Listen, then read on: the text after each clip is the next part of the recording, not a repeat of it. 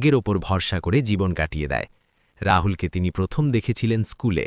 ধীরে ধীরে কথাবার্তা শুরু হলো, তারপর দেখা সাক্ষাৎ, তারপর মন। প্রিয়া নিজের স্বপ্নের কথা বলেছিলেন আমি অফিসার হতে চাই। রাহুল হাসেনি, উড়িয়েও দেয়নি, শুধু শান্ত গলায় বলেছিলেন আমি তোমাকে সাহায্য করব, তুমি অফিসার হয়ে যাও।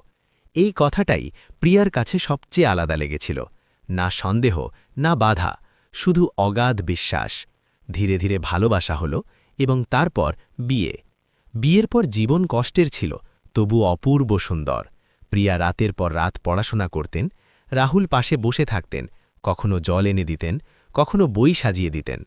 প্রথমবার যখন প্রিয়া পরীক্ষায় ফেল করলেন, সারা রাত কেঁদেছিলেন। রাহুল কোনো বড় বক্তৃতা দেননি, শুধু তাকে বুকে জড়িয়ে বলেছিলেন এবার হয়নি তো কি হয়েছে, আমরা আবার চেষ্টা করব। দ্বিতীয়বারও হয়নি, গ্রামে কুৎসা শুরু হলো।